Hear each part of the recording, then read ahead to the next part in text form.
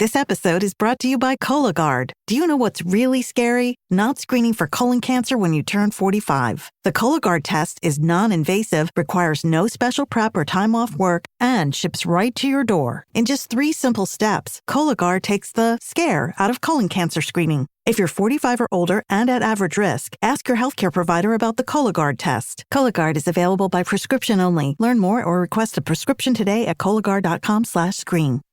Listen, all you New Yorkers. Excuse me. Taxi. Okay, man, we're looking around. This is the 77 WABC minicast. Here is Zora Mandani just recently responding to his wife, liking those tweets. This is cut 18. And this is Mandani. Remember, he was asked, well, wait a minute, your wife is liking all of these tweets that are saying these horrible, vile things after October 7th, very pro-Hamas, very supportive of the butchering of Israelis after October 7th. And he didn't condemn those comments. Listen to what he said not that long ago. Thank you. Good morning, Mr. Mayor. You should have a chance, I think, to respond to this. It's an off-topic question. I'd like to know what your reaction was to the article in the Jewish Insider that was posted about your wife's social media activity. And what I'm wondering is, you're an elected official. She is not. Is it anybody's business, and is it fair to question you about it?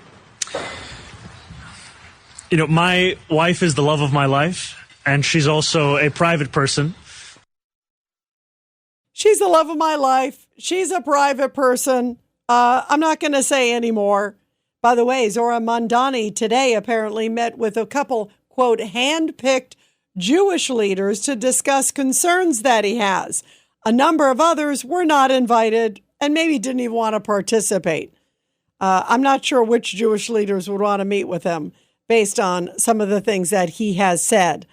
But apparently, he's not strong enough against the Jewish population, despite all of his BDS, boycott, divest, and sanction Israel. That's basically the mantra of the Democratic Socialists of America, of which he's a proud member of. But recently, over the weekend, I couldn't believe this, there were Palestinian protesters yelling at Mandani at an event saying he's not being tough enough on Israel.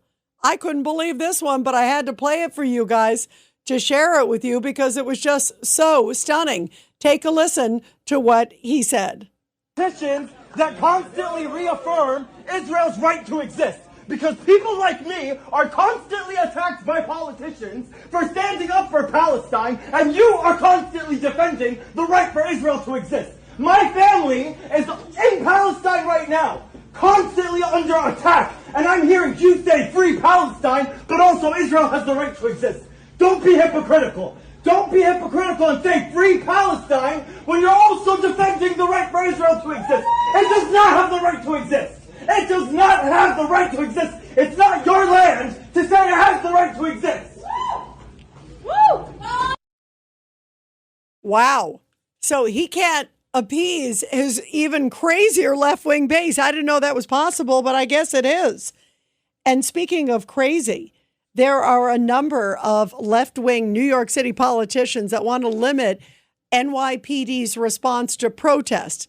And they're doing it now, even after that horrible attack right near the mayor's office. Remember where those 2 guys from Pennsylvania threw those bombs that were indeed bombs that could have exploded.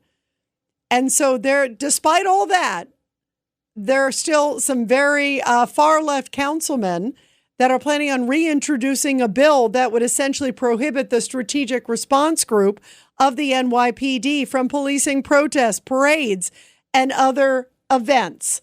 So they'd like to make it as difficult as possible. Even though people are throwing bombs, let's still make it easy for them and not send the strategic response group. That's incredible.